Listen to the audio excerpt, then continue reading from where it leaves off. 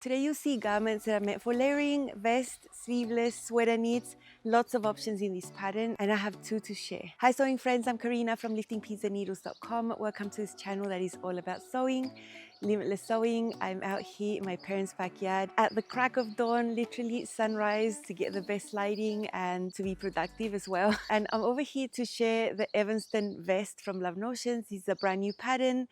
Also, today, Friday, the 10th of January, is the last day of the New Year's sale that's happening at Love Notion. Started on Monday, finishes today, 10th. This sale is 30% off site-wide, excluding the pianoforte. If you do use an ambassador code like mine, you get 35% off instead. That is karina35. This is a code that only lasts during the sale.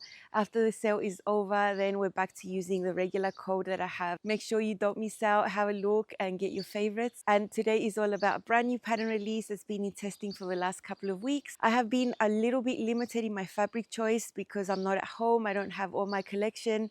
I actually do have quite a bit of sweater knits. I only had a few options. There's several options for you to sew the Evanston vest. What they all have in common though are the sleeveless armbands and two lengths. One is at the high hip, one is at the low hip. They all have a slightly dropped shoulder, so you're gonna get the armband a little below here, which makes total sense. This is for layering, it's for cooler weather. You're gonna be wearing something underneath. If you're doing the longer version, you can sew it normal, just all the way down and hem, or you can also do splits on the side, slits. So those are options for you if you're doing the long one. For the short one, it's just a regular hem. Now for necklines, you have lots of options. You can do simple versions and just cut the front on the fold with a rounded neckline. It's a scoop neckline with a neckband.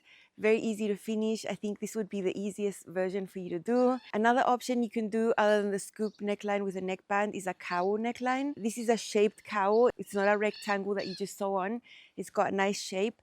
And I have filmed how to sew this with the Arlington sweater. So I'm going to link anything helpful down below because I don't have a cowl option for you to see right now. Now the other option that you have is the button placket, and that is the one that I've sewn. I think that is super cute. It's very classic. I love that. You have two fronts, obviously. There's separate pattern pieces for this one, and you have a button band all the way down the front. For the shorter version at the high hip, you have a hem band that you sew on first and then you sew the button band. For the longer version, you just do a regular hem and the button band. Another neckline option other than the button placket, the round scoop or the cowl is a V neckline, but it's not a traditional V neckband. It's different in shape, it's overlapped, and it's got a little straight edge right here at the bottom of the V, so it goes like that. Similar to the V neckline from this pattern that you see over here from Love Notions as well. I have filmed how to do it in that one. I think that one's a little wider, but the technique that there's a straight edge at the bottom would be quite similar to that one. I don't have a version of those sewn in this opportunity, so I don't have one of those to share with you today. But I will in the future because I know I'm going to make this pattern a lot. For all of these, if you want to, there are marks on the pattern for you to add patch pockets. That's not an option I'm doing. What I would do though, if I were doing patch pockets, is I would interface them to sew them on so that they would be less flimsy, because sweater knits tend to be not that structured. So that is what I would do if I was doing patch pockets there. Because the Evanston vest is a brand new pattern, Love Notions, it's going to be 24% off through Thursday the 16th of January. Now, we're finishing the New Year's sale and this will not be included with the 35% off, obviously. To avoid confusion, I would suggest you just purchase it separately in a separate transaction if you're still purchasing Love Notions patterns before the 35% off sale ends. My code karina10 will work with it. So if you just purchase it separately and use my code karina10, you will get a 10% off on top of the sale price listed there on the website. So that's a little work around it. My affiliate link and all the information about the codes and all of that is at the top of the comment section, pinned, easy for you to find, also in the description box. If you use my affiliate links or my code, you don't pay anything extra.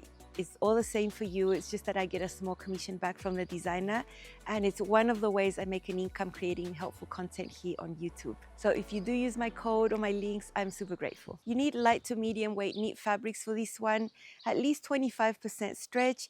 You don't need excessive amounts of stretch. This is a loosely fitted garment. It's got some positive ease, but it does need to stretch for you to be comfortable, at least 25%. I would say the first type of fabric you should look for is a sweater knit, just because it's the type that you see most on these types of garments. You could also use a French terry. I've got two types of sweater knits here. One is print, one is just a gray. The gray one is my longer version. The print one is going to be the shorter version. I think they're really pretty. The gray color, okay, like let me yawn here. It is a little bit dull, but it is going to be so versatile because gray goes with any single color you can imagine. So I'm going to be able to pair this with a lot of things. The printed one, the shorter version, that's a little happier to look at. Sizing from extra small to 5X. There is a standard bust option and the full bust option. The cutoff at Love Notions for either or is 4 inches of difference between the high bust circumference and the full bust circumference. So measure there, see what the difference is. If you have 4 or more, the full bust option is going to give you 2 extra inches of space around the bust, but it also gives you 2 extra inches all the way down the waist and the hips. Fit is nicely loose, both around the bust and the hips. You're going to have anywhere from 5 to 7 inches of positive ease. The 7, the highest number would be if you're doing the full bust option. And then it's a little bit more straight around the waist. You're going to have 10 to 12 inches of ease around there. So remember, it's a nice amount of space for you to put a turtleneck or a long sleeve top underneath or something, because this is meant for layering. I think I would also just wear them with my bra underneath, because I made sure my button placket sits high enough for me not to show cleavage.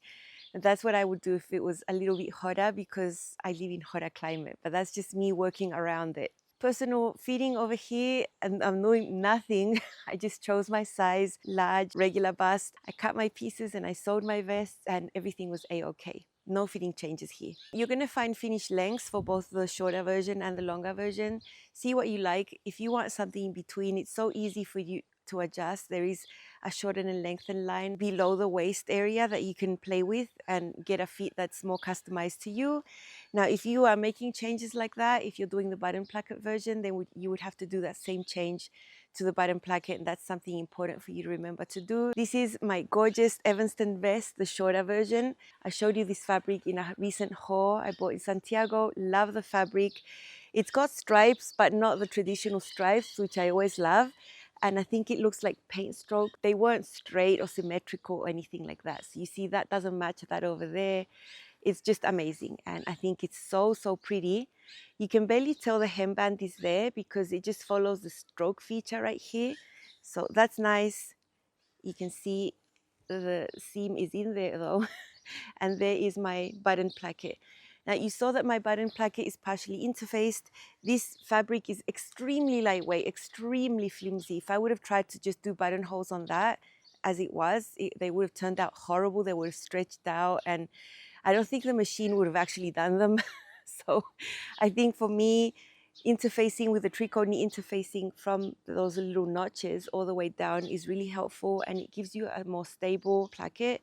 And because this one, it stretches a little bit, the interfacing, it's not like it's not going to move. It's still going to move with you. It's going to feel fine with the knit. And I have contrasting black buttons to put on there. There is black in the print. So I'm glad the placket turned out light here so that you can see the buttons. It wasn't planned though. I did not plan it because this other side is all black in there, the placket. Divide your armband in 4, divide the circumference in 4 and pin them, and then stretch it slightly to match, and you'll be fine. It's super easy. And I love this. Now for styling, I have only styled my 2 vests one way because I just don't have all my wardrobe over here, obviously. I do travel over here with the bare minimum so I can take the most amount of fabric back home in my suitcase. So let's see it with a denim skirt and a cami underneath. This is my first Evanston vest. This is the short version, size L, with the standard bust option. This one has a hemband and the button placket on the front. It's very nice. I love these colors in the sweater knit. They look like brush strokes of some type. It's a type of stripe feature, but not traditional stripe. I have my button placket interfaced with tricot knit interfacing to give it some more stability for the buttonholes. I think I can pull this off with nothing underneath. It's really hot. I just have a cami there, and the blue tones in the sweater look really nice with the denim skirt and the white cami. So I think I could dress this up for winter and for summer. The sweater knit is not itchy. It's super light, so it can work for a lot of weather and any way I want to wear it. Super happy with this one. I think the fit is great and the experience was very nice. Very relaxing.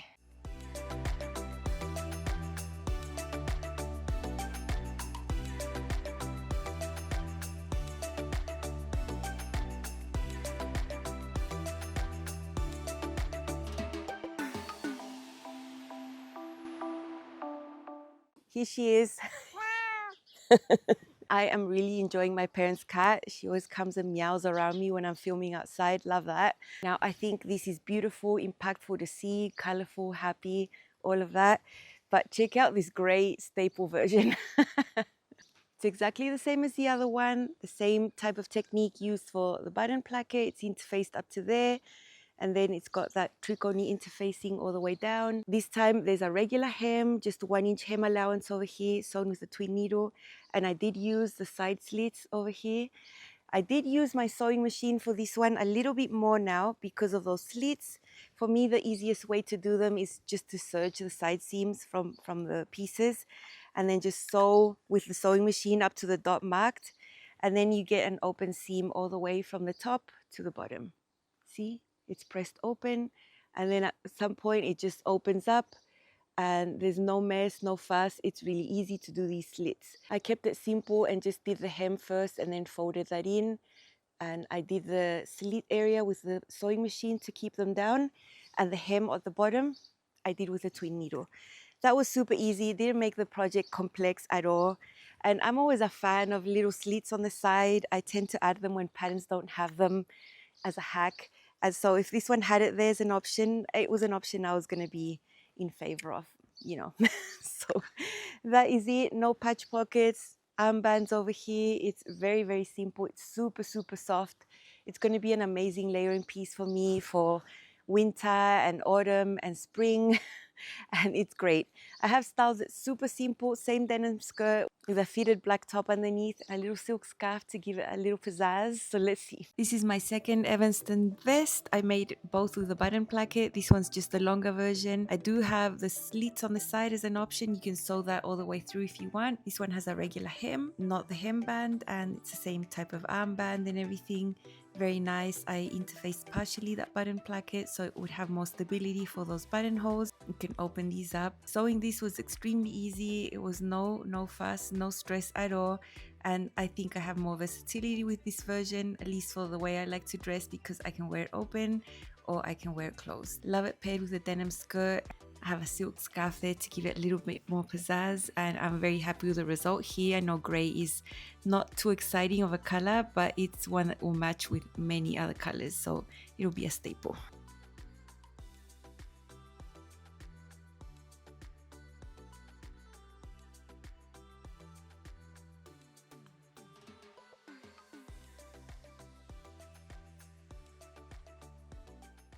My dad took me back to a neighboring house over here that has all that wall of hydrangeas. It's gorgeous. He knows the owners. They say that people come from all over to take pictures there, so I'm not the only one. So yeah, I'm grateful that they're willing to allow that. So that was great. The version you're going to see in the sewing segment, Up Close and So Personal, is the shorter version with the hemband and the button placket. I think that's the one that has the most details in this pattern. You're going to see the serger a lot. This is done almost completely on the serger. I've used the sewing machine for very small things. So if you are happy sewing on the serger, you're going to be happy sewing your vest. So let's see how to put that together.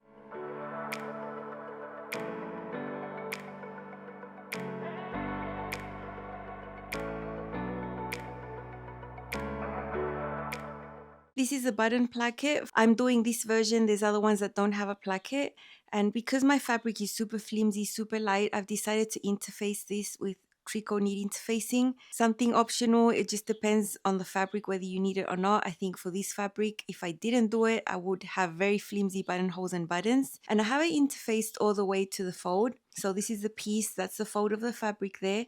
This area is going to be on the back neckline area. That area doesn't need to be any more structured. And then I interfaced all the way down. The placket goes further than what you can see on the screen, and I had already started cutting it out. You can see my interfacing is slightly larger than the pattern piece, and that's how I'm going to prevent this piece from turning out smaller than what you expect. You can trim off on the edges. I already cut that bit. And now this is how the placket's going to end up, the exact same size it was supposed to be without the interfacing affecting it. Block fusing over here. Here are the pattern pieces. I'm sewing the shorter version with the hemband and the button placket. So this is the front, that is the back. The back is cut on the fold. The front obviously isn't because there's a button placket. This is the button placket partially interfaced. Most of it is. At the top, it's not interfaced, and this will end up being around the back neckline area. Hemband over here, and it is a vest. The sleeveless armholes are going to be finished with sleeve bands, and those are right there. Not many pattern pieces, shouldn't be too complex. This vest is super easy to sew. What I'm doing first are the shoulder seams. I'm using the serger for most of this. It's going to be very quick and very, very relaxing. After the shoulder seams, I'm going to get the side seams sewn. Now, sometimes I have stabilized shoulders with sweater knits. In this case, I'm not going to do it because there's not going to be a sleeve sewn on here. So I'm not concerned about that. I'm just going to sew it normal. After the shoulders are done, we quickly do the side seams. This is so simple. After the side seams, I'm going to sew the hemband. There are other versions of the vest where you would just have a normal hem, and that would be easy as well. Here's the cardigan extended, the side seam shoulders sewn, and what comes next is the hemband. So I folded the hemband right here, wrong sides together, and it curls. I know it's going to take a little while for me to wrangle this fabric, but we're just going to flip it like this and then sew it. Going to be 3 layers of fabric right there. I've pinned my band to the bottom. It's a really curly fabric. I've used a lot of pins. It took me quite a while to do it neatly, and now I'm just going to serge this together. After serging the hemband on, which is only for the cropped version, then we can sew on the button placket / neckband. If you want to do the long version of the button placket, then you only do a regular hem at the bottom, not a hemband.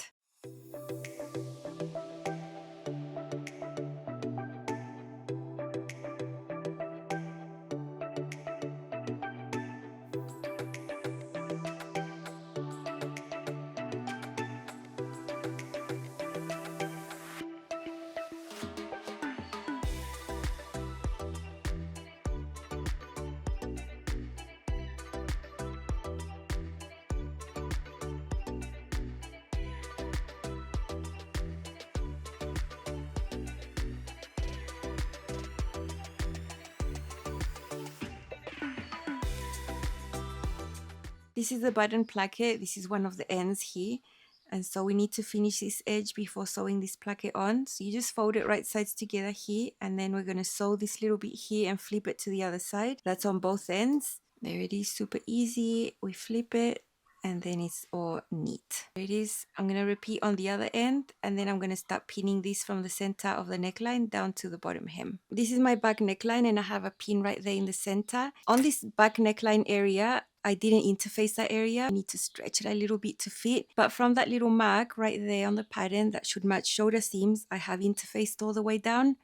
So that's what I've done with mine, just because I find this way too flimsy for the button band. I would not be happy to do buttonholes just with this thin of a layer. So that's just my spin on it. You don't have to, and it just depends on your fabric. I think this was important for mine. I'm going to put a pin in the center back here. Then I'm going to fold this onto itself like this. Wrong sides together. Put the pin back there. And then I can see where my shoulder seams would match, where the interfacing starts, basically where the marks are on the pattern. Pin it right there and over here. I have already finished the bottoms of this band. As you saw, I did that little seam and flipped it, and now I'm going to start pinning it on here. This area is also curved, so that's why I wanted the flexibility of this band to be there. When you interface, you do lose a little bit of that flexibility, which is not something that you need for the rest of it because it goes straight down afterwards. So there's a lot of reasons why I left this back area uninterfaced and interfaced the rest. Okay, here's the bottom of the band. That's that little seam we've done previously. The hemband should meet that. They should be flush against each other there. And then you go pinning it up, up, up. Here are the shoulder areas right there. This is what I pinned first. And then I pinned from the bottom up like that, just to keep it nice and even. And now we just serge it together.